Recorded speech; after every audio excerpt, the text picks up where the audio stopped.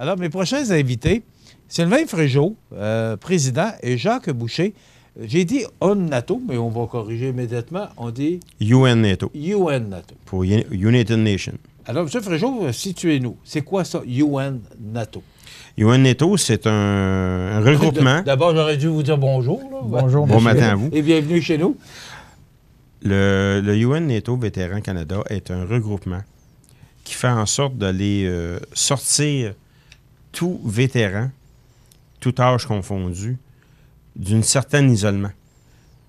Et le but de notre présence ici ce matin, c'est d'informer les gens de la Côte-du-Sud, qui est une nouvelle région qui a débuté en février de l'an passé, donc ça fait tout juste un an, de les informer qu'ici, dans la région, on parle du Kamouraska, du Lillette, du Montmagny et du Bellechasse. Donc ça, c'est la région Côte-du-Sud. On est ici pour faire connaître notre région et faire connaître aussi aux vétérans qui ne savent pas qu'on existe, qu'on est là. Bon, là, vous êtes deux vétérans de l'armée canadienne, là. Moi, je parle aux deux, alors... C'est bien. Vous avez combattu? Personnellement, moi, je n'ai pas fait de mission. OK. Moi, vous, Jacques, j'ai fait 23 ans d'armée, donc j'ai fait toutes les missions à partir de la guerre froide en Allemagne, et puis j'ai fait mon tour en Bosnie, puis après ça, ben, j'ai atterri à Ottawa pour finir ma carrière là. Puis je suis retraité des Forces armées canadiennes depuis 2003. Et puis je suis arrivé dans la région, de retour dans ma région en 2010. Bon, vous êtes originaire du coin? Oui. Ouais, nos racines sont d'ici. Chez nous, moi, à Cap-Saint-Ignace, je suis dans la maison ancestrale. Ça fait 106 ans que les Fréjots sont là, donc je peux dire qu'on est d'ici. Ouais. Quel endroit? Cap-Saint-Ignace. Cap-Saint-Ignace, c'est vous? Également le Cap-Saint-Ignace. Cap-Saint-Ignace aussi. Bon. Là, vous allez nous situer un peu. Parce que vous avez été dans l'armée canadienne, et là, ce que vous me dites, c'est qu'il y a des gens qui subissent ou vivent un certain traumatisme ou se renferment chez eux, puis sont un peu isolés de par la carrière de l'armée canadienne, qu'on connaît pas beaucoup. Là. On ne sait pas ce qui se passe. Bon, vous êtes dans l'armée, mais on ne sait pas trop ce qui se passe. Mais quand vous sortez de là, vous prenez votre retraite, il y a des gens qui s'isolent. Effectivement. Alors, c'est partir de là, que vous voulez aider ces gens-là. Le but de c'est juste de situer un peu les gens qui nous regardent. Là. Le but de notre regroupement, c'est justement de sortir les vétérans de l'isolement. Parce qu'il y a des vétérans qui sont isolés. Bien sûr. Pourquoi? Quand on a vécu une vie militaire, souvent, il y a des choses que une personne civile ne peut pas vraiment réaliser. Donc, quand on se retrouve entre nous, bien des fois, on n'a pas besoin de se parler longtemps qu'on se comprend. Ou on comprend ce que l'autre personne a vécu sans avoir vécu vraiment la même situation, parce que toute situation est particulière. Mais on est là justement pour dire, vous n'êtes pas seul. Nous sommes là. Et on se rencontre l'été à tous les jeudis au Resto-Bar 51 à Cap-Saint-Ignace. Et c'est un formule 5 à 7. On prend un repas, on discute, on a des activités. Entre autres, ce qu'on va parler tantôt, Jacques, le Rolling Barrage, version 2019. Donc, on est là pour nous faire connaître et dire aux vétérans qui sont en région, parce qu'on part du littoral aller jusqu'aux frontières, on est là. Vous avez le goût de venir nous voir. Est-ce que vous contactez ces gens-là? Ou ce sont ces gens-là qui vous contactent? Comment ça se passe? Il y a des fois qu'on peut les contacter, mais la plupart du temps, c'est que c'est les gens qui apprennent qu'on est là. Et c'est ça le but. Je me répète, mais c'est un peu le but de se faire connaître. Ici, en région, Côte-du-Sud, c'est nouveau depuis 13 mois. Donc, on est tout près de 20 maintenant, déjà. Donc, la quantité n'est pas importante. C'est que de savoir qu'on est là, et si ça vous intéresse, bien, venez nous voir. Okay. On invite aussi au Resto-Bar 51 les civils à venir nous questionner, nous voir, nous connaître, ça me fait un plaisir. Mais moi, j'ai tellement de questions à vous poser. Comment ça se passe, l'armée, pour, justement, sortir de là, puis de s'isoler? Qu'est-ce qui se passe? Pourquoi, justement? Bien, là-dessus, je laisserais Jacques parler, parce qu'il y a plus d'années que moi de service. Probablement que sa réponse serait plus adéquate. Est-ce que c'est fait, Jacques, qu'on soit allé au front ou qu'on soit allé dans des conflits? Quand vous parlez de la Bosnie, c'est pas le plus facile, là. De toute façon, je pense qu'il n'y a pas un conflit facile. Non. Le cheminement de chaque personne, que ce soit un soldat, que ce soit un pompier, une police, ou que ce soit une personne qui n'a pas appartenu à aucun corps de métier autre que faire sa job, il peut avoir eu un trauma dans sa vie. Que ce soit le cancer, que ce soit un accident sur le bord de la rue, perdre ton enfant à la maison parce qu'il s'est cogné sur la tête puis il te meurt dans les bras. C'est un trauma. Donc, les personnes qui subissent ce trauma-là deviennent en syndrome. Donc, après ça, leur façon de s'exprimer change. C'est sûr que moi, je ne suis pas un professionnel à ce niveau. D'ailleurs, on a une docteure, Marie-Hélène Saint-Hilaire, qui va venir nous aider à véhiculer le message pendant le rendez-vous qu'on va avoir. Ouais. Et puis, je suis en train d'organiser aussi une conférence à Montmagny. Je ne mets pas une date fixe en ce moment, mais je crois que le 8 août serait une bonne date avant le ralliement à Montmagny. Ouais, on va revenir tantôt sur le mais moi, je vais faire comprendre à la population le rôle de votre organisme qui est très important. Mais il y a beaucoup plus de gens qui ont été dans l'armée. Vous dites qu'il y en a 20, là, il y a 20 personnes là, qui commencent à... Parce que ça fait un an. C'est ça, exactement. C'est pas beaucoup. Il y en a combien selon vous? Aucune idée. Bon, on sait très bien qu'il y a des vétérans sur le territoire qui ne savent pas qu'on existe. Donc, je suis persuadé qu'on va avoir un retour là-dessus et ça va nous faire plaisir d'aller les joindre à nous. Là. Moi, la question qui me vient à l'esprit, c'est pourquoi Sylvain Fréjot et Jacques Boucher ont parti ce mouvement-là, cet organisme-là dans notre région? Pourquoi vous? Qu'est-ce qui vous a incité à faire ça? Moi, on me demandait il y a quelques années de partir le regroupement dans la région Bas-Saint-Laurent où j'habitais. Et les choses de la vie ont fait en sorte que je suis revenu à la maison. Mm-hmm. Et la région Côte-du-Sud n'existait pas. Donc, j'ai contacté les autorités supérieures. Je lui ai dit, je suis revenu chez moi. Il y a quelqu'un qui a pris la relève dans le Bas-Saint-Laurent, M. Joseph-Éric Tremblay, qui fait un très bon travail. Et j'ai décidé de demander la permission de partir le Côte-du-Sud. Et on me l'a autorisé. Donc, ici, en Côte-du-Sud, c'est nouveau. Et on n'est pas connu. Et je sais très bien qu'il y a des gens qui apprécieraient se joindre à nous, parce que les nouveaux qui se sont présentés, là, écoutez, on a un couple en Jacques de Lévis, il vient tous les 5 à 7, là, avec sa conjointe. Là, mais c'est important. Et Jacques, moi, je reviens à ma question. Pourquoi vous, tous les deux, avoir démarré ça? C'était quoi l'objectif? Vous avez bien d'autres choses à faire. Je vais répondre un petit bout là-dessus. Je vais répondre un petit bout là-dessus. Ouais. Sylvain, lui, on a connu son début à Rivière-du-Loup, puis il est arrivé à Cap-Saint-Ignace. Moi, je suis un gars de l'armée qui a été retraité, puis qui est revenu à coin en 2010. L'année passée, j'étais en train de jouer du billard au 51, je ne savais même pas qu'il y avait un regroupement des vétérans. OK, vous-même, vous l'avez appris? Non, là, mais moi, j'étais déjà enregistré avec le groupe de Québec. Et puis, le même soir qu'eux autres faisaient leur premier regroupement, moi, je regarde ça aller. Je dis, je suis allé les voir. Je dis, moi aussi, je suis un vétéran. Je savais même pas qu'il y avait ce mouvement-là qui arrivait à Cap-Saint-Ignace.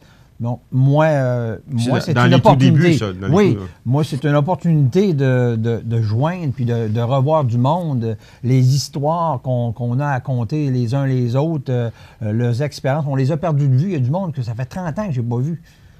Hey, j'ai dit, mon Dieu, qu'est-ce qui arrive de toi? Donc, moi, ça me fait plaisir, le regroupement, parce que Ça fait du bien? ça me Ah fait oui. du bien, ça me Ouais. réconforte, ça me remotive à repartir dans une journée. Il y a des jours, c'est pas tout le temps facile, que ce soit un soldat, que ce soit un individu autre qui a des blessures, qui traîne le poids de sa vie.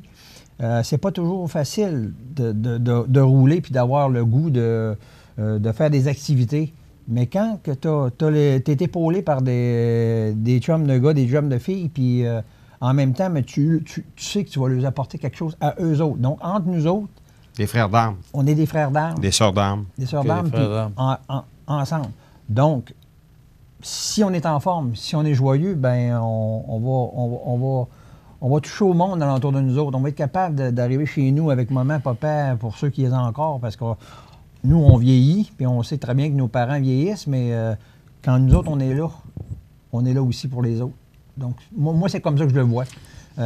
C'est sortir de l'isolement, ceux qui sont tout seuls là-bas, mais en même temps, quand on les amène, puis qu'on les assied à la table, c'est pas tout le monde qui va ouvrir sur leurs propres petites affaires, leur vie personnelle. Ce que je comprends, Jacques, c'est que l'armée, c'est un petit groupe. Ben, C'est une famille. C'est une famille. Mais lorsque vous quittez pour la retraite, il n'y a plus cette vie familiale-là. Là. On est dispersés. Vous vous retrouvez Puis seul. l'adrénaline, elle descend terriblement. Et c'est pour ça que le regroupement a pris naissance déjà en janvier 2008.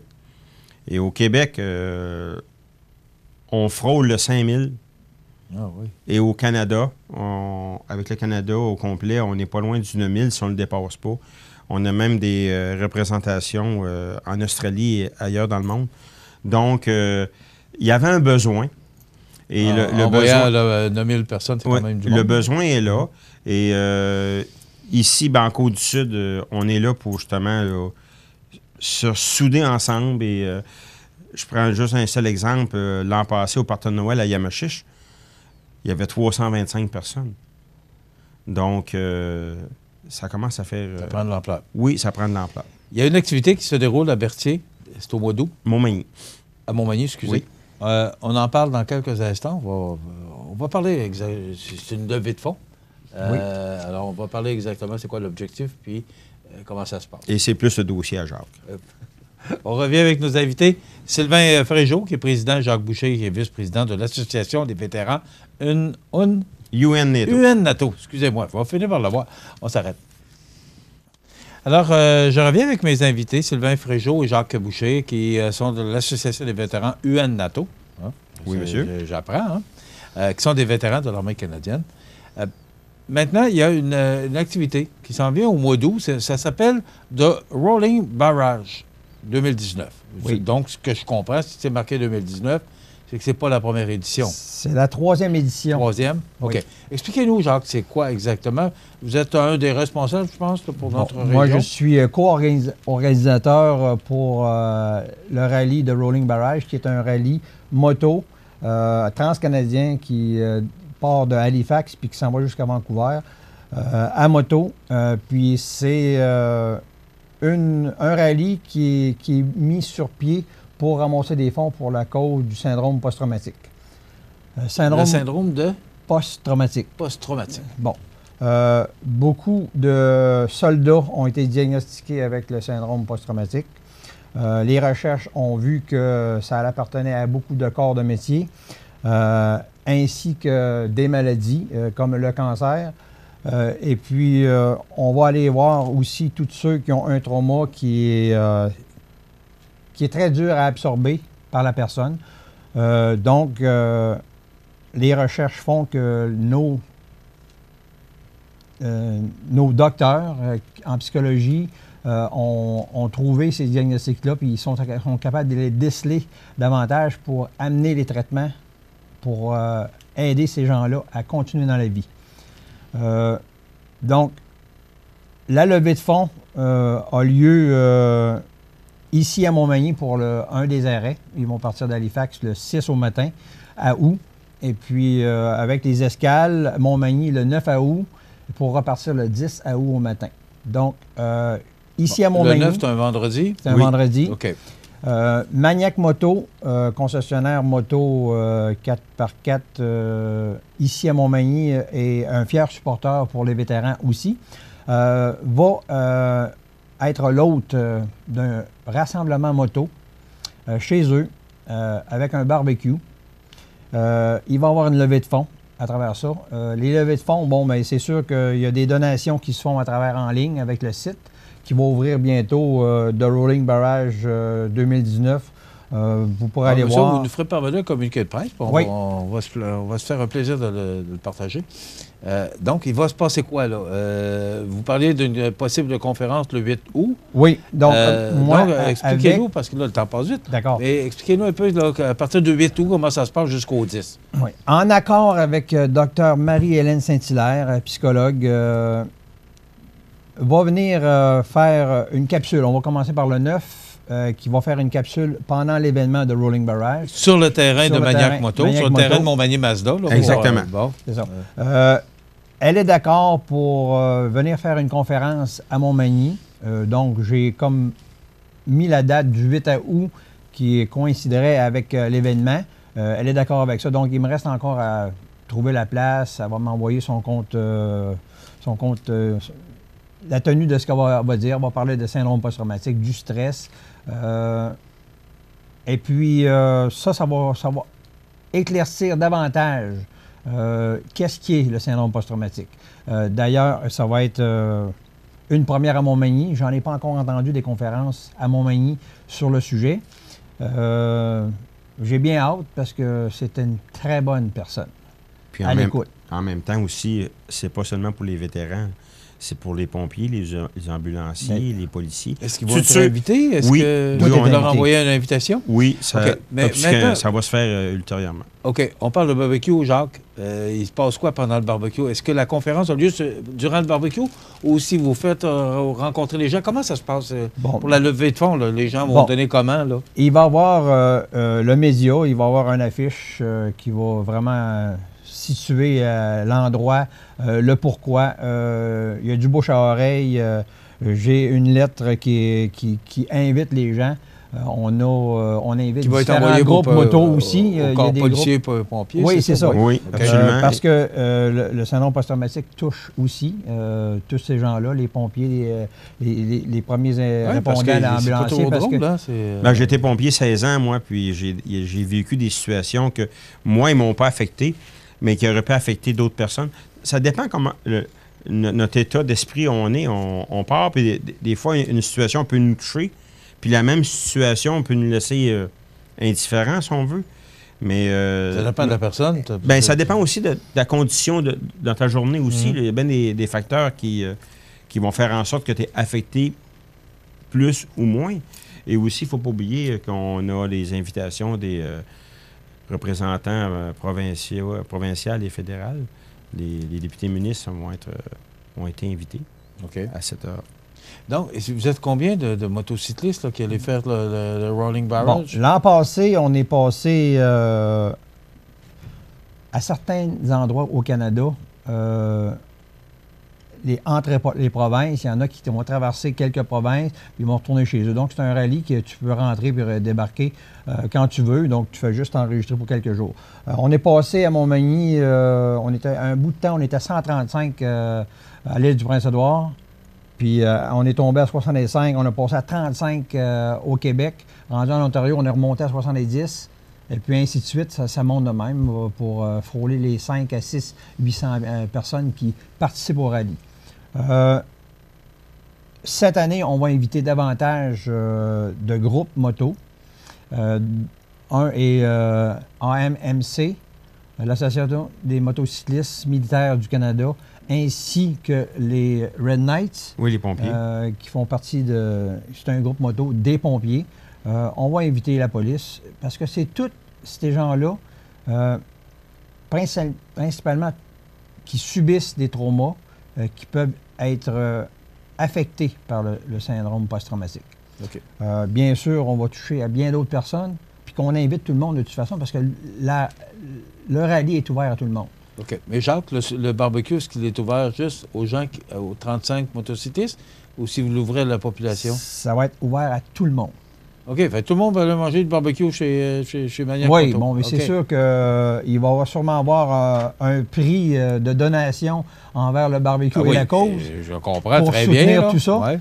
Mais parce que c'est le but c'est une collecte de fonds, mais c'est aussi plus le but d'avoir du monde qui participe pour faire valoir ce syndrome-là, parce qu'il est mieux connu. Donc, reconnaître davantage et puis aider tous ceux qui ne savent pas qui ont un syndrome. L'argent va où? L'argent que vous allez récolter va où? Bon, l'organisation Military Minds... Il reste 60 secondes, mon ami Oui, Jacques. Military Minds Incorporated, c'est une organisation sans but lucratif qui récolte de l'argent et puis qui redistribue dans les causes aidant le syndrome post-traumatique, dont une est les chiens bergers, qui sont des chiens aidants dans la cause du syndrome post-traumatique. Ils ont d'autres forfaits à soutenir.